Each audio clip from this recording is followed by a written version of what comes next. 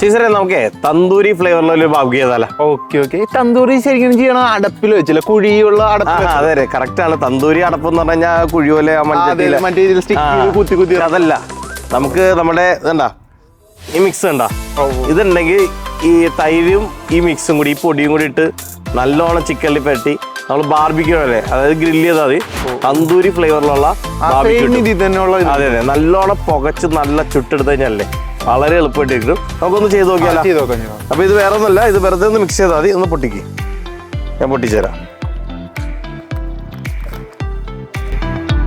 അപ്പൊ ഈ പൊടി ഈ തൈര് ചേർത്ത ചിക്കൻ്റെ മുകളിൽ അങ്ങോട്ട് നല്ലോണം അങ്ങോട്ട് ഇടുക.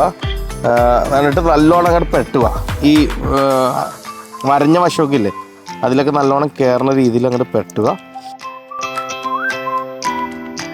കാരണം ബാർബിക്യൂ എന്ന് പറഞ്ഞു കഴിഞ്ഞാൽ സ്ലോ കുക്കിംഗ് ആണല്ലേ, നല്ല ക്ഷമ കാണോ അല്ലേ? നല്ല ക്ഷമയല്ല, അത് എൻജോയ് ചെയ്യുക.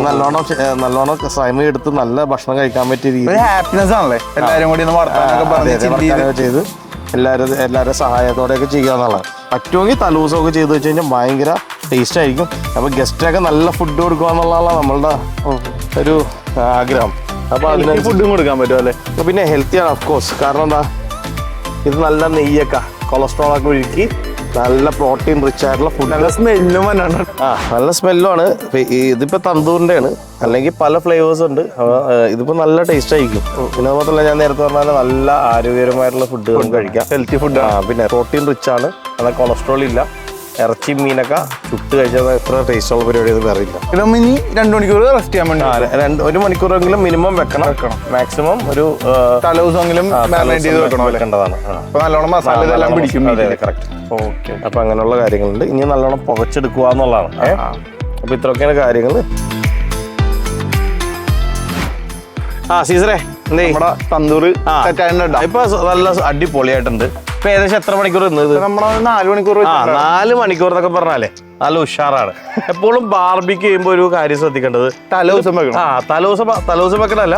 അതുകൂടാതെ ഇതൊരു പെട്ടെന്ന് ചെയ്യണമല്ല, സ്ലോ കുക്കിംഗ്. ഇത് സ്ലോ കുക്കിംഗ്, ഒരു സ്ലോ പ്രോസസ്സാണ്. ഇത് ആസ്വദിച്ച് ഒരു നല്ല ഭക്ഷണം ആളുകൾക്ക് ഒരുക്കി കൊടുക്കുന്ന രീതിയിൽ ചെയ്യണം. നമുക്കൊരു കാര്യം ചെയ്യും, ഈ നല്ല ചുവന്ന കനലിൽ ഇത് അങ്ങോട്ട് വെക്കാം. അത് വെച്ചേ ഇത് വെക്കുമ്പോഴേ ഇത് ശ്രദ്ധിക്കാനുള്ള ഒരു കാര്യം എന്ന് പറഞ്ഞാൽ, ഇത് നല്ല ചുവന്ന കനലിൽ വെക്കണം. അല്ലാതെ ഈ കത്തിക്കൊണ്ടിരിക്കും ഫ്ലെയിമിൽ വെച്ച് കഴിഞ്ഞാൽ മീറ്റ് കരിഞ്ഞു പോകും.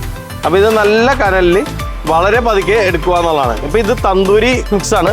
അപ്പൊ നല്ലൊരു തന്തൂരി ഫ്ലേവേഴ്സ്, നമുക്ക് തന്തൂരി അടുപ്പിലൊന്നും ചെയ്യാതെ നല്ലൊരു തന്തൂരി ഫ്ലേവർ വരും എന്നുള്ളതാണ്. അപ്പൊ നമുക്ക് നോക്കാം, നമുക്ക് കുറച്ചു നേരം വെയിറ്റ് ചെയ്യാം. ഇതൊരു 1/2 മണിക്കൂർ ആണെങ്കിൽ 3/4 മണിക്കൂർ വരെ എടുക്കും. കാരണം ഇത് വളരെ ചെറിയ എന്താ ഈ കനലിലാണ് ചെയ്യണത്. അപ്പൊ നമുക്ക് നോക്കാം.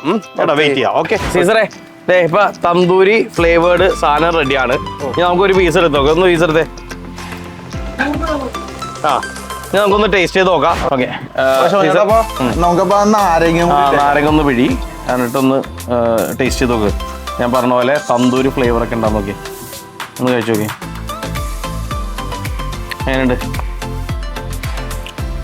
കൊള്ളാം അല്ലേ? ഇതാണ്. അപ്പോൾ ഞാൻ പറഞ്ഞ പോലെ വെറും പൊടിയും തൈരും മാത്രം മിക്സ് ചെയ്ത് നമ്മൾ ഇത്രയും ബെസ്റ്റ് സാധനം എടുത്ത്. അപ്പോൾ ഒരു റിസ്ക് എടുക്കണ്ട. നിങ്ങൾ ഈ പറഞ്ഞ പോലെ മാസ്റ്റർ കാര്യങ്ങളൊന്നും പഠിക്കണ്ട. ഞങ്ങളുടെ ആ മിക്സ് ഇട്ടാൽ സിമ്പിളായിട്ട്, അതെ വളരെ സിമ്പിളായിട്ട്. അപ്പോൾ എല്ലാവരും ഇത് ചെയ്യുക, ബാർബിക്യൂ ആഘോഷിക്കുക.